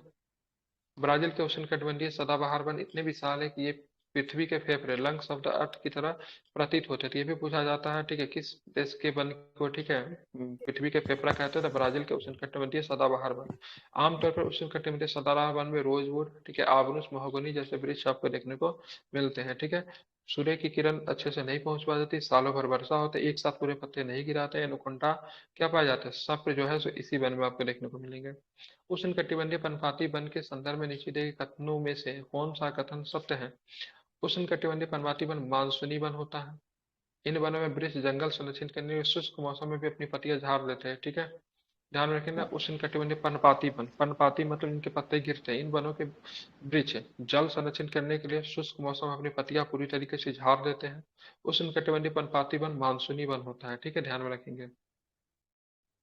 उष्णकटिबंधीय पर्णपाती वन मानसूनी वन होते हैं जो भारत के उत्तरी ऑस्ट्रेलिया एवं मध्य अमेरिका के बड़े हिस्सों में पाए जाते हैं। इन क्षेत्रों में मौसमी परिवर्तन ही होते हैं। जल संरक्षित करने के लिए शुष्क मौसम में यहाँ के वृक्ष पत्तियां झाड़ देते हैं। इन वनों में पाए जाने वाला, ठीक है, वृक्ष की बात करेंगे, साल है, सागवान है, शीशम है और मतलब नीम है, ठीक है। इनको ध्यानपूर्वक पढ़ना है, फिर मतलब स्टेटमेंट को देखते हुए आंसर करना है, ठीक है। ये वन मध्य अक्षांश के तटीय प्रदेशों में स्थित है।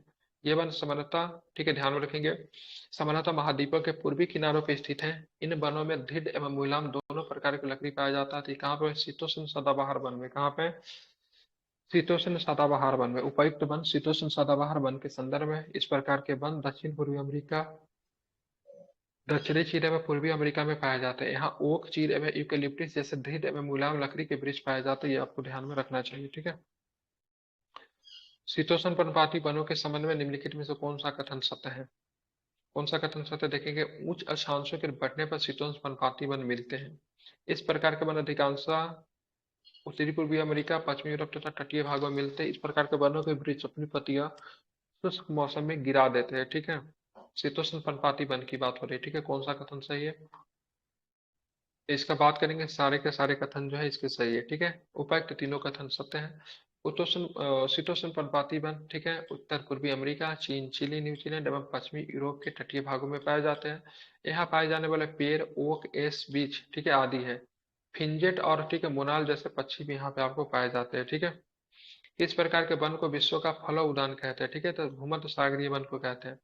भूमध्य सागरीय वन प्रदेश को फलों की कृषि के कारण विश्व का फलो उद्यान, ठीक है, ऑर्किड ऑफ द वर्ल्ड कहा जाता है, ठीक है। इन क्षेत्रों में आमतौर पर संतरा, अंजीर, जैतून, अंगूर जैसे, ठीक है, फलों का पैदावार होता है। मुख्यतः सिट्रस फ्रूट होते हैं, ठीक है। खट्टे फल जो होते हैं ना, तो भूमध्य सागरीय वन में आपको देखने को मिलेंगे। कैसे?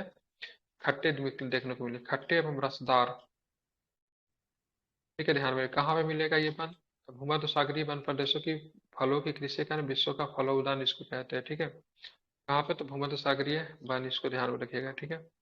महाद्वीपों के किस भाग में भूमध्य सागरीय, ठीक है, वनस्पति पाई जाती है? ठीक है, एक और तीन, ठीक है, पश्चिमी भाग में और मतलब दक्षिणी पश्चिमी भाग में, ठीक है। महाद्वीपों के किस भाग में भूमध्य सागरीय वनस्पति पाई जाती है? पश्चिमी भाग में, तो दक्षिणी पश्चिमी भाग में पाई जाती है, ठीक है। इसको आपको ध्यान में रखना है, ठीक है। महाद्वीपों के पश्चिमी एवं दक्षिणी पश्चिमी किनारों पर भूमध्य सागरीय वनस्पति पाई जाती है। ये अधिकतर यूरोप, अफ्रीका एवं, ठीक है, एशिया के भूमध्य सागरीय समीप वाले प्रदेशों में पाई जाती है। इसलिए इसका नाम क्या पड़ा? भूमध्य सागरीय वनस्पति भी पड़ा है, ठीक है। शंकुधारी वनों के संदर्भ में निम्नलिखित कथनों पर आपको विचार करना है। शंकुधारी वन उत्तरी गोलार्ध की उच्च अक्षांश 50 डिग्री से 70 डिग्री के बीच में पाए जाते हैं। पहला स्टेटमेंट है। दूसरा बात है, हिमालय में ये वन प्रचुर मात्रा में पाए जाते हैं। दूसरा स्टेटमेंट है। शंकुधारी वनों के वृक्ष छोटे, कठोर एवं पर्णपाती प्रकार के होते हैं। तीसरा स्टेटमेंट है, ठीक है। शंकुधारी, ठीक है, ध्यान, शंकुधारी वनों को टैगा वन भी कहते हैं। शंकुधारी वन का वृक्ष में छोटा नहीं होता है, कठोर एवं पर्णपाती नहीं होती, काफी लंबे वृक्ष होते हैं, ठीक है, ध्यान में रखना है। तो इसको बात करेंगे, तीन को छोड़ के, ठीक है, बाकी सारे के सारे स्टेटमेंट सही है। शंकुधारी वन उत्तरी गोलार्ध एवं उच्च अक्षांशों में पाया जाता है, ठीक है। हिमालय में ये वन प्रचुर मात्रा में पाए जाते हैं। पहाड़ी क्षेत्रों में जो भी वन मिलेगा वो लंबे ही मिलेंगे, ठीक है। शंकुधारी वनों को टैगा भी कहते हैं, ये भी सही है। शंकुधारी वन के वृक्ष लंबे, नरम काष्ठ वाले एवं सदाबहार वृक्ष होते हैं। इन वृक्षों के काष्ठ को फिर लुगदी बनाने में किया जाता है, जो कि सामान्य तथा अखबारी कागज में भी काम आती है। लंबा होता है, नरम काष्ठ वाला होता है, ठीक है, समझ रहे हैं ना। इसको जरा ध्यान में इसको रखिएगा, ठीक है। और ये किस लिए होता है? तो कागज बनाने में इसके लुगदी से इसका कागज बनता है, ठीक है। हिमालय में मिलता है, ठीक है, और वन उत्तरी गोलार्ध के उच्च अक्षांश में पाया जाता है। ये भी स्टेटमेंट आपको ध्यान रखना चाहिए। अब यहाँ पे देखिएगा, मिलाना है, किस किस वन में कौन सा मिलेगा बताइए। आबनूसर महोगनी किसे मिला है? तो उष्णकटिबंधीय सदाबहार वन था ना उधर, जिसे एनुकोंडा मिलता था। शंकुधारी वन किधर मिलेगा?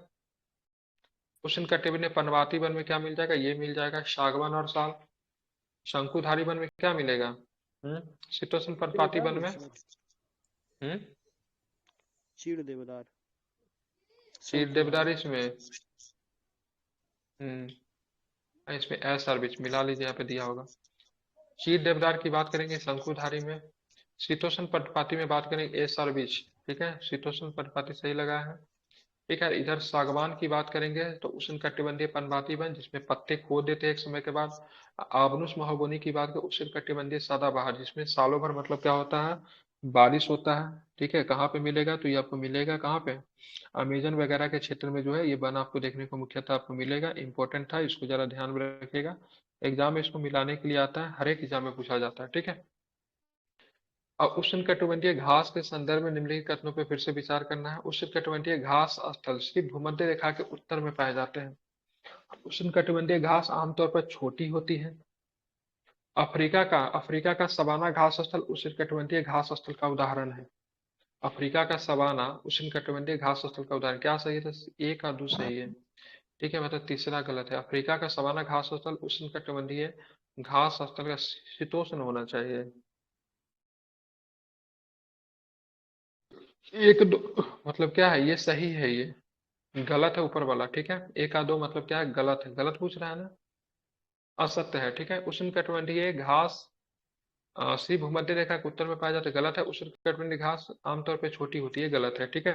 अफ्रीका का शवाना घास स्थल उष्णकटिबंधीय घास स्थल का उदाहरण, ये सही है।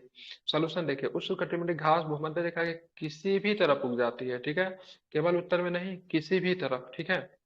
और भूमध्य रेखा के दोनों ओर उष्णकटिबंधीय क्षेत्रों तक फैली है, ठीक है। यह घास काफी ऊंची, लगभग 3 से 4 मीटर तक ऊंचाई तक पड़ जाती है। सामान्य रूप से उष्णकटिबंधीय घास स्थल में हाथी, जेबरा, जिराफ, हिरन, तेंदुआ आदि जानवर पाए जाते हैं, ठीक है, ध्यान रखिएगा। तो ये मतलब क्या हो जाता है, घास छोटी नहीं होती है, काफी बड़ी होती है, 3 से 4 मीटर तक होती है। तब तो मतलब इसमें जानवर आसानी से मतलब रह लेते हैं, ठीक है, निवास स्थान पाया जाता है। और अफ्रीका का सवाना घास स्थल की बात उष्णकटिबंधीय घास का एग्जाम्पल है, ठीक है। शीतोष्ण घास स्थल के संदर्भ में निम्नलिखित कथनों पर विचार करें। ये घास मध्य अक्षांशीय क्षेत्रों में महाद्वीपों के भीतरी भागों में पाए जाते हैं।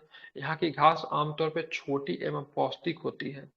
सर पौष्टिक नहीं होती है, ठीक है, ठीक है, दोनों सही है। दोनों सही है, ठीक है, उपर्युक्त दोनों कथन सत्य है। शीतोष्ण घास स्थल मध्य अक्षांशीय क्षेत्रों में महाद्वीपों के भीतरी भागों में पाया जाता है तथा यहाँ की घास आमतौर पर छोटी एवं पौष्टिक होती है। इन प्रदेशों में सामान्यतः जंगली भैंस, बाइसन, एंटीलोप पाए जाते हैं, ठीक है, ध्यान में रखेंगे। कहाँ पे? तो शीतोष्ण घास के स्थल कहाँ पे मिलेगा? तो अक्षांशीय क्षेत्रों और महाद्वीपीय के भीतरी भागों में पाए जाते हैं। अब चलेंगे इन क्षेत्रों पर, ध्यान में रखिए इन क्षेत्रों पर बहुत ही सीमित प्राकृतिक वनस्पति पाई जाती है। यहाँ पे काई, लाइकेन एवं छोटी झाड़ियां पाई जाती है। ये अल्पकालीन ग्रीष्म ऋतु के दौरान विकसित होता है। उपयुक्त विशेषताएं किसके संदर्भ में है, ठीक है, ध्रुवीय, ठीक है, किसके संदर्भ में है? तो ध्रुवीय, ठीक है। ऊपर दी गई विशेषता ध्रुवीय क्षेत्र में पाई जाने वाली वनस्पति के संदर्भ में। यह वनस्पति तुंड्रा वनस्पति भी कहा जाता है। यह वनस्पति यूरोप, एशिया और उत्तर अमेरिका के ध्रुवीय प्रदेशों में पाई जाती है, ठीक है। ध्यान में क्या बोलेंगे उसको, ध्रुवीय क्या होता है यहाँ पे? तो यहाँ पे काई, लाइकेन एवं छोटी झाड़ी केवल आपको देखने को मिलेगा और कुछ नहीं। आप चलेंगे नीचे दिए गए घास स्थल पर विचार कीजिए, ठीक है। सवाना, वेल्ड, कंपास और लनोज उपयुक्त में से कौन से उष्णकटिबंधीय घास स्थल है? ठीक है, तो दूसरा वाला नहीं है, बेल्ट वाला नहीं है, ठीक है, बाकी 1, 3, 4 है, ठीक है। उष्णकटिबंधीय का कौन कौन से एग्जाम्पल है? तो उष्णकटिबंधीय में, ठीक है, सवाना आता है, कंपास आता है, लानोज आता है, ठीक है, ध्यान में रखेंगे। अब यहाँ पे पढ़ देता हूँ, ठीक है, ध्यान में रखें। विश्व के उष्णकटिबंधीय घास स्थल का प्रमुख उदाहरण पूर्वी अफ्रीका के सवाना घास स्थल है, ठीक है, ध्यान में क्या है? तो पूर्वी अफ्रीका के सवाना घास स्थल, ब्राजील में पाए जाने वाले घास स्थल में स्थानीय भाषा में कंपोस्ट बोलते हैं। क्या बोलते हैं? वेनेजुएला में घास स्थल लानोज के नाम से, तो वेनेजुएला में उष्णकटिबंधीय घास स्थल को लानोज, ब्राजील में कंपोस्ट के नाम से और पूर्वी अफ्रीका में सवाना के नाम से जानते हैं, ठीक है। निम्नलिखित में कौन सा शीतोष्ण घास स्थल के प्रमुख है? शीतोष्ण की बात करेंगे, पंपास है, पेरी है, बेल्ट है, स्टेपी है, डाउन है, सारे के सारे शीतोष्ण में आते हैं, ठीक है। और ऊपर में जो आपने जो नाम दिखा सवाना, कंपोस्ट, लनोज, ये उष्ण कटिबंधीय है, ठीक है, तो ध्यान में रखिएगा गलती ना हो, ठीक है। सवाना, कंपोस्ट और लनोज की बात करेंगे उष्ण कटिबंधीय है, जबकि बात करेंगे, ठीक है, घास स्थल के कौन से शीतोष्ण घास स्थल के प्रमुख उदाहरण है, तो ध्यान में रखेंगे पंपास, बेल्ट, डाउन, पेरी और स्टेपी, ठीक है, इसको आपको ध्यान में रखना है।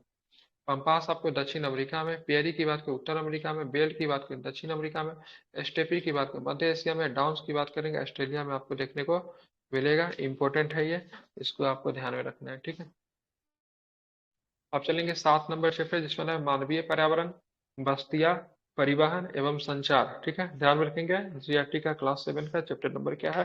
7 है, ठीक है। अब ज्यादा नहीं है, 2 ही 3 चैप्टर और बचा हुआ, खत्म ही कर देते हैं। मानव बस्तियों के संबंध में नीचे दिए गए कथनों पर आपको विचार करना। वे स्थान जहाँ भवन अथवा बस्तियां विकसित होते हैं उसे बसाव स्थान कहते हैं। बात करेंगे घने जंगल, गर्म ठंडे रेगिस्तान, पर्वत में निवासी को अस्थायी बस्तियों में रहते नहीं रहते हैं, ठीक है। घने जंगल, गर्म एवं ठंडे रेगिस्तान तथा पर्वतों के निवासी अस्थायी बस्तियों में नहीं रहते, उनको बार बार जगह समय के साथ बदलना भी पड़ता है, ठीक है। बस्तियां अस्थायी एवं अस्थायी हो सकती है, यानी जो बस्तियां कुछ समय के लिए बनाई जाती है उन्हें अस्थायी बस्तियां कहते हैं। घने जंगल, गर्म एवं ठंडे रेगिस्तान तथा पर्वतों के निवासी अक्सर अस्थायी बस्तियों का ही निर्माण करते हैं, ठीक है। अब बसाव स्थान तो जानते ही है, जो ऊपर में दिया है, वे स्थान जहाँ भवन अथवा बस्तियां विकसित होते हैं उसको बसाव स्थान कहते हैं, ठीक है। प्रकीर्ण प्रकार की बस्तियां मूलतः किन क्षेत्रों में पाई जाती है, ठीक है, ध्यान में रखेंगे 1 और 4 में, एक में और 4 में। प्रकीर्ण प्रकार की बस्तियां आपको पहाड़ी क्षेत्रों में आपको दिखेगी, घने जंगली क्षेत्रों में आपको दिखेगी। ग्रामीण बस्ती सघन या भी प्रकीर्ण हो सकता है। सघन बस्तियों के घर आसपास में बने होते हैं, जो कि प्रकीर्ण बस्तियां मतलब दूर दूर का मतलब व्यापक क्षेत्र में फैले होते हैं, ठीक है। कहाँ पे दिखेगा, तो घने जंगल क्षेत्र में जाइए, पहाड़ी क्षेत्र में जाइए, तो एक जगह पे बहुत ज्यादा आपको सघन घर नहीं मिलेगा, काफी डिस्टेंस में रहता है, ठीक है। इसको कौन सा बोलते हैं, परिकीर्ण बोलते हैं, ठीक है। और मैदानी भाग में तटीय क्षेत्रों में जो घर जो मिलेगा क्या, वो काफी सघन होता है। निम्नलिखित में से कौन सा सड़क का भूमिगत निर्माण है, ठीक है, तो सबवे, ठीक है। सबवे की बात, भूमिगत मतलब जमीन के अंदर। फ्लाईओवर एक्सप्रेसवे तो ऊपर होता है ना, तो सबवे किधर होता है, तो जमीन के अंदर होता है, भूमिगत निर्माण है, इसको आपको ध्यान में रखना है, ठीक है। विश्व का सबसे बड़ा रेल मार्ग की बात करेंगे, ट्रांस साइबेरियन रेल मार्ग है, जो कि सबसे बड़ा कहाँ से कहाँ जाती है, तो ट्रांस साइबेरियन रेल मार्ग विश्व की सबसे लंबा रेल मार्ग है, जो पश्चिमी रूस के सेंट पीटर्सबर्ग से, ठीक है, प्रशांत महासागरीय तट पर स्थित व्लादिवोस्टोक से जोड़ देती है, व्लादिवोस्टोक से जोड़ती है। ध्यान रखिएगा, आई थिंक ये मैंने कहीं पे पढ़ा था, ये रूस को मतलब चीन के सीमा से कनेक्ट करते हैं, व्लादिवोस्टोक चीन से भी साथ सीमा लगाता है, ठीक है। तो पीटर्सबर्ग से लेकर, ठीक है, व्लादिवोस्टोक तक मतलब क्या करती है, कनेक्ट करती है, ठीक है। इसको बोलते हैं ट्रांस साइबेरियन रेल मार्ग, ठीक है, विश्व का सबसे लंबा रेल मार्ग है। निम्नलि जल मार्ग के संबंध में निम्न कथनों पर विचार करना, अत्यधिक दूरी में भारी एवं बड़े आकार वाले सामानों को ढोने के लिए जल मार्ग सस्ता साधन है, ठीक है, क्योंकि आप नहीं जा सकते ना एक देश से दूसरे देश के बीच में, आप क्या बना सकते हो, सड़क तो बना नहीं सकते हो, इतना आसान तो होता नहीं है। और दूसरी बात, बहुत भारी सामान को आप ले जाने के लिए प्लेन से नहीं ले जा सकते, तो ये पहला कथन सही है। केवल नदियों द्वारा उपयोग अंतर्देशीय जल, केवल नदियों का उपयोग अंतर्देशीय जलमार्ग का होता है, तो नदी का उपयोग अंतर्देशीय जलमार्ग में ज्यादातर तो होता है, लेकिन इसको सही लिया है कि नहीं, केवल एक सही है, ये गलत हो गया, ठीक है। अंतर्देशीय जलमार्ग में ज्यादातर नदी का प्रयोग होता है, जैसे भारत में बात करेंगे हुगली, हुगली नदी है जो कि अंतर्देशीय जलमार्ग का एग्जाम्पल है। गंगा नदी भी है, गंगा नदी नदी के साथ या फिर हुगली के साथ विदेश व्यापार तो नहीं करते हैं, लेकिन अन्य देश में जो नदी बड़े बड़े होते हैं तो वहां पे मतलब और भी उसका प्रयोग किया जाता है, जैसे देखेंगे। कथन एक सत्य है, अत्यधिक दूरी में भारी एवं बड़े आकार के सामानों को ढोने के लिए जलमार्ग सबसे सस्ता साधन है। जलमार्ग दो प्रकार के होते हैं, अंतर्देशीय जलमार्ग और समुद्री मार्ग। नौ वाहन योग्य नदियों को झीलों का उपयोग अंतर्देशीय जलमार्ग के लिए होता है। कुछ महत्वपूर्ण अंतर्देशीय जलमार्ग गंगा ब्रह्मपुत्र नदी तंत्र, उत्तरी अमेरिका में ग्रेट लेक्स एवं अफ्रीका में नील नदी, अतः कथन दो असंत है, मतलब नौ वाहन योग्य नदियों एवं झीलों का अंतर्देशीय जलमार्ग के लिए होता है, ठीक है। नौ वाहन योग्य नदी एवं झीलों का दोनों का प्रयोग होता है, ठीक है, केवल नदी का नहीं, ठीक है। जैसे अमेरिका में ग्रेट लेक, ठीक है, ये झील है, ठीक है, अफ्रीका में नील नदी, ये दोनों का दोनों मतलब अंतर्देशीय के लिए प्रयोग होता है। समुद्री व महासागरीय जलमार्ग का उपयोग सामान्यतः व्यापारिक माल या सामान को एक देश से दूसरे देश पहुंचाने के लिए करते हैं। ये मार्ग पतनों से जुड़े होते हैं। पतन का मतलब क्या होता है, पतन का मतलब पोर्ट होता है, ठीक है, पोर्ट से जुड़ा होता है, ठीक है। अब चलेंगे एनसीईआरटी का क्लास 7 का चैप्टर नंबर 8, ठीक है। चैप्टर नंबर 8 क्या है, तो मानव पर्यावरण, फिर अनोन क्रियाएं, उष्णकटिबंधीय एवं उपोष्ण प्रदेश, ठीक है। पहला क्वेश्चन है, अमेजन नदी बेसिन के संदर्भ में निम्नलिखित में से कौन सा कथन सत्य है, ठीक है। अमेजन नदी बेसिन भूमध्य रेखा के आसपास फैली है, जिस कारण यहाँ पूरे वर्ष गर्म एवं नम जलवायु जलवायु रहती है। यहाँ का मौसम दिन एवं रात दोनों के समय लगभग समान रूप से गर्म एवं आर्द्र रहता है, ठीक है। इस प्रदेश में लगभग प्रतिदिन वर्षा होती है, वह भी बिना किसी भी पूर्व चेतावनी के, ठीक है, ये भी सही है। ध्यान में रखेंगे, सारे के सारे कथन सही है। उपर्युक्त तीनों कथन सत्य है। अमेजन नदी का अपवाह क्षेत्र भूमध्य रेखा के आसपास फैला है। यहाँ का मौसम दिन एवं रात दोनों के समय लगभग समान रूप से गर्म एवं आर्द्र होता है, ठीक है, तथा शरीर में चिपचिपाहट महसूस होती है। इस प्रदेश में लगभग प्रतिदिन वर्षा होती है, और वो भी बिना किसी पूर्व चेतावनी के, ठीक है, ध्यान में रखेंगे। आर्कटिक एवं, ठीक है, आर्कटिक एवं बोर्मिलियाड जैसे परजीवी पौधे मुख्यतः किस प्रकार के वन में पाए जाते हैं, तो वर्षा वन में पाए जाते हैं। कहाँ पे पाए जाते हैं, वर्षा वन में पाए जाते हैं, ठीक है, ध्यान में रखेंगे। वर्षा वन प्रदेशों में अत्यधिक वर्षा के कारण यहाँ के भूमि सघन वन उग जाते हैं, इतने सघन होते हैं कि पत्तियों तथा शाखाओं की छत सी बन जाती है, ठीक है, ध्यान में, कैसी बन जाती है, छत सी बन जाती है, जिनके कारण सूर्य का प्रकाश धरातल तक नहीं पहुंच पाता है। यहाँ की भूमि प्रकाश रहित एवं नमी युक्त होती है। यहाँ केवल वही वनस्पति पनप सकती है जिनमें छाया बढ़ने की क्षमता, मतलब छाया में बढ़ने की क्षमता, वही वनस्पति यहाँ पे पनप सकती है। कहाँ पे, आर्कटिक एवं, ठीक है, बोरोमिलियाड जैसे क्षेत्र कहाँ पे मिलेंगे, वर्षा वन में मिलेंगे, ठीक है, ध्यान में रखेंगे। परजीवी पौधे की बात करें, परजीवी पौधे के रूप में आर्कटिक एवं बोरोमिलियाड उगते हैं, ठीक है, कैसे है, आर्कटिक एवं बोरोमिलियाड कैसे पौधे हैं, परजीवी पौधे हैं, ठीक है। परजीवी पौधे अपने पोषण के लिए दूसरे पौधे पे क्या होते हैं, तो निर्भर होते हैं, ठीक है। अब बोरोमिलियाड को लेकर प्रश्न पूछ सकता है, तो बोरोमिलियाड एक विशेष प्रकार का पौधा है जो पत्तियों में जल को संचित रखता है। मेढक जैसे प्राणी इन जल को पॉकेट का प्रयोग अंडा देने के लिए करती है, ठीक है। तो बोरोमिलियाड की बात करेंगे, एक विशेष प्रकार का पौधा है जो पौधों में जल को संचित करके रखता है, ठीक है। मेढक जैसा प्राणी इन जल के पॉकेट में जो क्या करता है, अंडा देने का काम करता है। अमेजन नदी द्रोणी में वर्षा वन के संदर्भ में, ठीक है, मलोका किसे निरूपित करती है, ठीक है। तो यहाँ के लोगों द्वारा बनाए गए जाने वाले घरों को क्या बोलते हैं, मलोका बोलते हैं, ठीक है। अमेजन नदी द्रोणी में स्थित वर्षा वन कैसा के कुछ होता है लोग सर? क्या, घर के पौधा ढलान कैसा होता जैसा है? होता है मलों का। ब्रोमिलियाड, हाँ सर, पौधा कैसा नहीं होता सर, है? मलों का। दिखा देता हूँ, एक मिनट।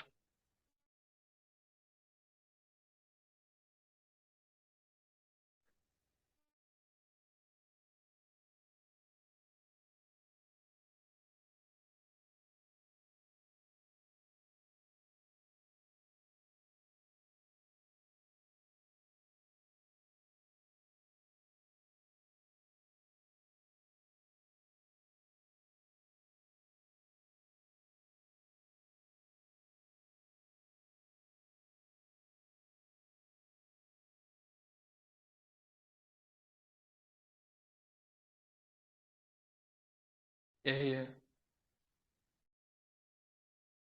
ठीक है। सर देख लिए।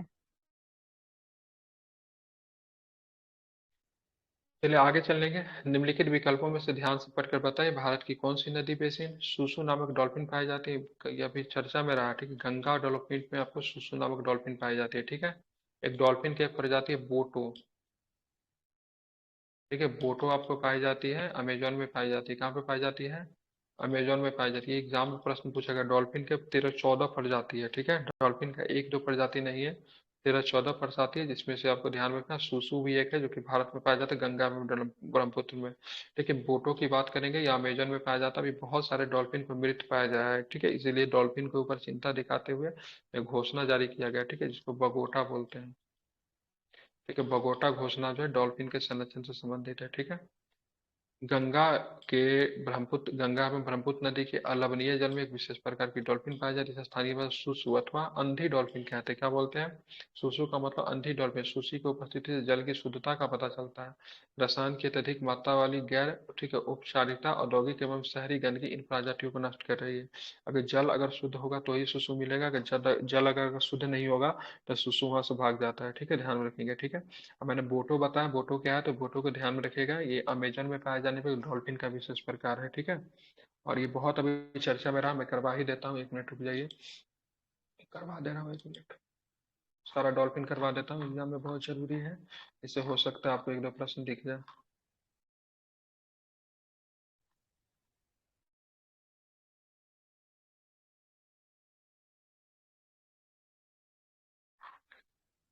ठीक है, तो सबसे पहले हम देखेंगे गुलाबी डॉल्फिन की बात करेंगे, जिसको बोटो के नाम से जानते हैं, ठीक है। गुलाबी डॉल्फिन की बात करेंगे, इसको बोटो के नाम से जानते हैं, अमेजोन में पाया जाता है, ठीक है, ये लुप्त प्राय है। गंगा डॉल्फिन की बात करें, जिसे सुसु के नाम से जानते हैं, गंगा और ब्रह्मपुत्र में पाया जाता है, भारत और बांग्लादेश में मुख्य रूप से मिलता है, लुप्त प्राय है। सिंधु नदी में भी डॉल्फिन पाया जाता है, जो कि भारत और पाकिस्तान में मिलता है, ये भूलन उसको बोलते हैं, ठीक है, क्या बोलते हैं उसको, भूलन बोलते हैं। ये भी इसकी भूलन। भी स्थिति की बात करें, लुप्त प्राय है, ठीक है। इरावदी नदी भारत, इंडोनेशिया और म्यांमार में मिलता है, ठीक है। तो इरावदी डॉल्फिन का प्रजाति किसका प्रजाति, डॉल्फिन का प्रजाति है, जो कि मतलब कहाँ पे मिलेगा, ठीक है, तो इन सब नदी में मिलता है, ठीक है। भारत के चिल्का झील में आपको इरावदी डॉल्फिन आपको देखने को मिलेगा, ठीक है। ये एक ऐसी डॉल्फिन है जो कि खारे पानी में भी रह जाती है, ठीक है, ये लुप्त प्राय है। टुकुक्सी की बात करेंगे, अमेजन में पाए जाने वाली डॉल्फिन है, ये भी मतलब लुप्तप्राय है, ठीक है। यांसी की बात करेंगे तो ये केवल चीन में आपको ये डॉल्फिन मिलता है, ये भी गंभीर रूप से लुप्तप्राय है, ठीक है। तो ये सारे के सारे डॉल्फिन के प्रकार है, ठीक है। बोटो गुलाबी डॉल्फिन बोलते हैं अमेजन में, इसकी स्थिति बहुत खराब है, ठीक है, अभी मृत पाया गया बहुत अधिक। लुप्त प्राय के मतलब तो वर्तमान में वहाँ नहीं पाया जाता है ना। मतलब प्राय लुप्त हो चुका है, कुछ संख्या पाई जाती है, ठीक है, समझ रहे हैं ना। मतलब हम्म। एकदम बहुत ही मतलब स्थिति के लुप्त प्राय का मतलब प्राय विलुप्त हो चुका है, ठीक है, लेकिन कुछ संख्या है। गंगाई डॉल्फिन की बात करें, सुसु गंगा और मतलब ब्रह्मपुत्र में, ठीक है, ध्यान में रखिएगा। सिंधु नदी में भूलन मिलता है। इरावदी की बात करेंगे तब कहाँ पे मिलेगा, भारत, म्यांमार, इंडोनेशिया, भारत के चिल्का झील में आपको मिलता है, ठीक है। टुकुक्सी की बात करेंगे, अमेजन में मिलता है, ये भी लुप्त प्राय है। और ये यांसी की, ये गंभीर रूप से लुप्त प्राय, गंभीर रूप से लुप्त प्राय का मतलब 1 से 2 4 5 मिल गया, बहुत ज्यादा, ठीक है। और लुप्त प्राय जिनका अगर संरक्षण अगर करेंगे ना, तो भविष्य में इसकी संख्या को बचाया जा सकता है, ठीक है। तो सारे के सारे क्या है, डॉल्फिन के प्रकार है, ठीक है, आप इसको याद रखेंगे, ठीक है, इंपॉर्टेंट है। चलिए, तो ये गंगा एवं ब्रह्मपुत्र नदी में अलवणीय जल में विशेष प्रकार के डॉल्फिन पाए जाते हैं, जिनको क्या बोलते हैं, सुसु बोलते हैं, जो कि स्थानीय भाषा में क्या होता है, अंधे डॉल्फिन होता है। कोलकाता निम्नलिखित में से किस प्रकार के तट पर विकसित है, तो हुगली, ठीक है, ये अंतर्देशीय परिवहन के लिए प्रयोग होता है इसका। अब आता है शीतोष्ण घास के मैदान, ठीक है, पेयरी कहा जाता है, कहाँ पे कहा जाता है, तो उत्तरी अमेरिका के शीतोष्ण घास स्थल को क्या बोलते हैं, पेयरी के नाम से जानते हैं, ठीक है। इसको आपको ध्यान में रखना है, ठीक है, इंपॉर्टेंट है। उत्तरी अमेरिका के शीतोष्ण घास को पेयरी कहा जाता है, ये समतल मंड ढलान एवं पहाड़ियों वाले प्रदेश है, जहाँ पेड़ कम तथा घास अधिक होती है, वहां पे आपको देखने को मिलता है, ठीक है, याद रखिएगा, ठीक है। बात करें पेयरी घास के मैदान के संदर्भ में, नीचे दिए कथनों पे कौन सा कथन सही है, ठीक है। तो ध्यान में रखें, ये घास के मैदान पश्चिम में रॉकी पर्वत, पूर्व पूर्व में ग्रेट लेक से घिरे हुए हैं। पेयरी सामान्यतः वृक्ष विहीन होते हैं, जहाँ जल उपलब्ध होता है, जहाँ शरपत, वाल्डर एवं, ठीक है, प्लोफर जैसे पेड़ उगते हैं। अमरीकी भैंस या बाइसन इस प्रदेश की प्रमुख प्रजाति है, ठीक है। तो सारे के सारे सही है, ठीक है। इसके घास बहुत ज्यादा लंबे तो नहीं होते हैं उष्णकटिबंधीय के तहत, लेकिन मतलब यहाँ पे क्या होते हैं, यहाँ पे जो अमरीकी भैंस या बाइसन, अमरीकी भैंस को बाइसन कहते हैं, इसमें आपको मिल जाएगा। क्यारी से बनाते हैं, वृक्ष विहीन होते हैं, जहाँ पे जल उपलब्ध होता है। यहाँ सरपत, सरपत, बीलो, ऑल्डर एवं प्लोपर जैसे पेड़ उगते हैं, ठीक है। ये घास के मैदान पश्चिम में रॉकी पर्वत से लेकर पूर्व में ग्रेट लेक्स तक आपको देखने को मिलता है। तीनों के तीनों स्टेटमेंट क्या है, सही है। कौन सा पेड़ उगते हैं, ऑल्डर प्लोपर जैसे पेड़ उगते हैं, ठीक है, बीलो भी। बाइसन या अमरीकी भैंस इसकी मतलब प्रमुख मतलब प्रजाति, निरंतर शिकार के कारण पशु लगभग विलुप्त हो गए, अब इन्हें संरक्षित प्रजातियों की श्रेणी में बाइसन को रखा गया है, ठीक है। निम्नलिखित में किन नदियों के अपवाह तंत्र का संबंध पेयरी घास के मैदान से है, ठीक है। तो ध्यान में रखें 1 और 2 का, ठीक है, मिसिसिपी और ध्यान में रखेंगे किसके, सास्केचुआन का, ठीक है, नील और हडसन का नहीं है, ठीक है, नॉर्थ अमेरिका नदी है ये। पेरी घास के मैदान संयुक्त अमेरिका एवं कनाडा के कुछ भागों तक फैले हैं। अमेरिका के पेरी मैदान का, ठीक है, अपवाह मिसिसिपी एवं उसकी सहायक नदी, कनाडा के पेरी मैदान का अपवाह, ठीक है, सास्केचुआन नदी एवं उसकी सहायक नदी के बीच में आपको देखने को मुख्यतः मिलते हैं। पेरी को विश्व का धानेगार कहे जाते हैं, ठीक है। अब पेरी क्षेत्र में गेहूं में अत्यधिक उत्पादन होता है, ठीक है, दोनों का दोनों कथन की बात करेंगे, सही है, ठीक है। बात करें क्या था, पेरी प्रदेश, ठीक है, वैज्ञानिक विधियों एवं आधुनिक उपकरणों के उपयोग से कृषि के लिए उत्तर अमेरिका विश्व का सबसे बड़ा खाद्यान्न उत्पादक देशों में से एक है। गेहूं के उत्पादन के कारण पेरू को विश्व का ग्रैंडरी ऑफ द वर्ल्ड कहा जाता है, ये भी सही है, ठीक है। दक्षिण अफ्रीका में शीतोष्ण घास स्थल को क्या बोलते हैं, उसको बेल्ट कहा जाता है, क्या बोला जाता है, दक्षिण अफ्रीका में क्या बोलते हैं, शीतोष्ण बेल्ट। घास स्थल को बेल्ट कहते हैं, ठीक है। बेल्ट घास के मैदान के संदर्भ में नीचे दिए तत्व पर विचार करेंगे। इसके पश्चिम में कलहारी मरुस्थल स्थित है।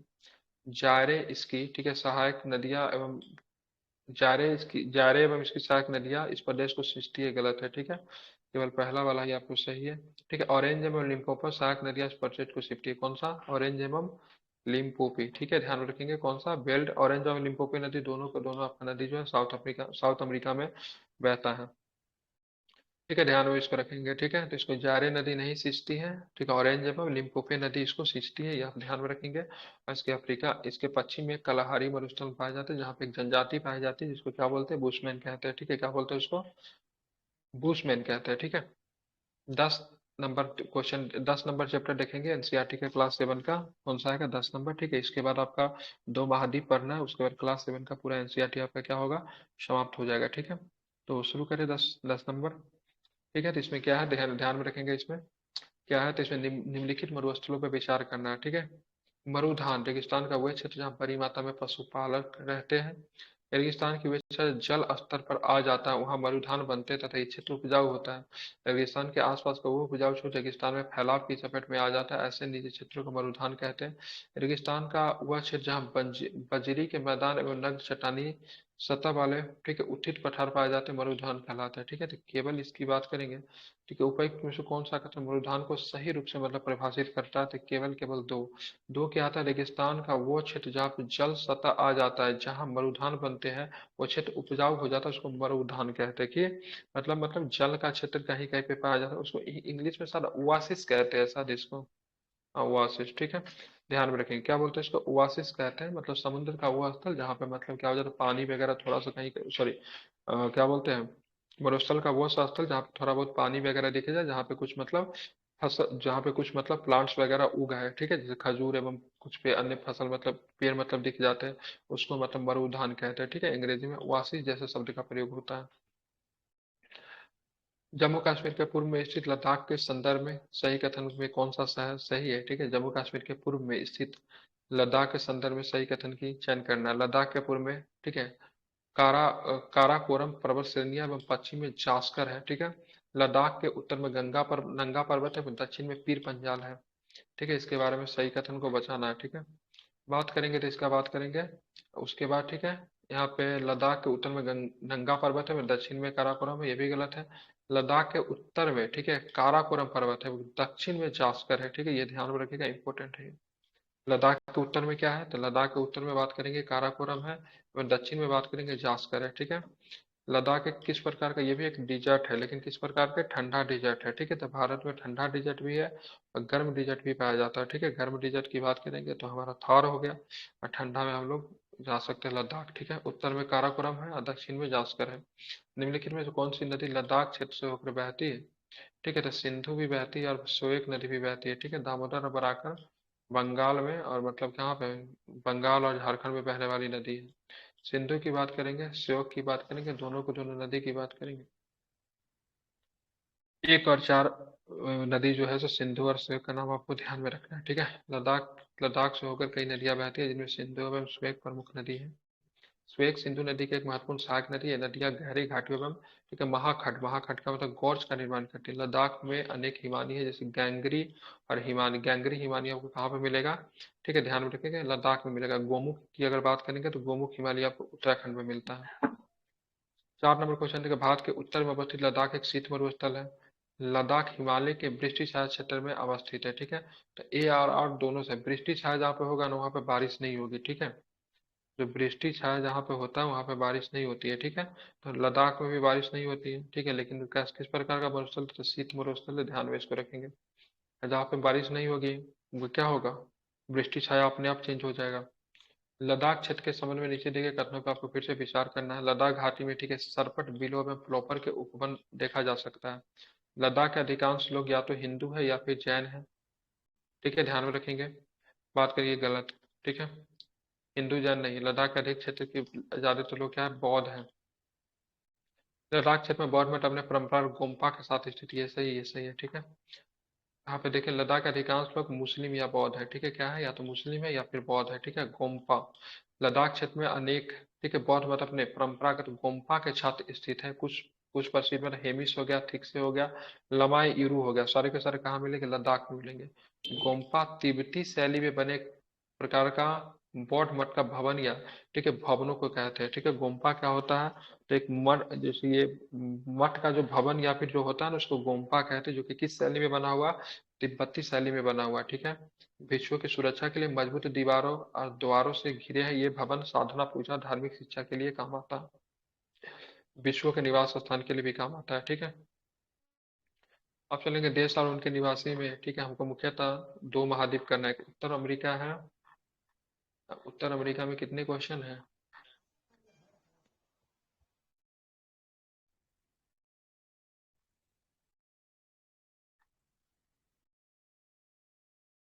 उत्तर अमेरिका में, ठीक है, बात करते कितने क्वेश्चन है, तो यहाँ पे आपको 43 है। और यूरोप की बात करेंगे,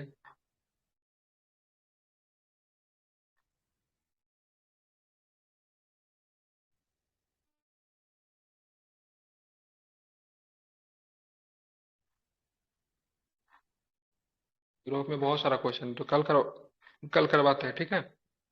चैप्टर तो पूरा करवा ही दिया ना, देश महाद्वीप बचा हुआ तो कल करवा देंगे, ठीक है।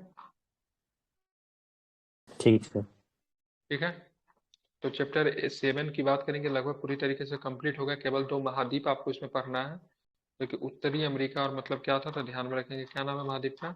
ऑस्ट्रेलिया। यूरोप आपको पढ़ना है, ठीक है, ध्यान में रखेंगे। तो कल के क्लास में इसको पूरा करवा देंगे, ठीक है। एग्जाम के साथ डेट दे दिया है। देखिए अगर 25 तक होता है तो एनसीईआरटी कंप्लीट करवाने के बाद जो भी समय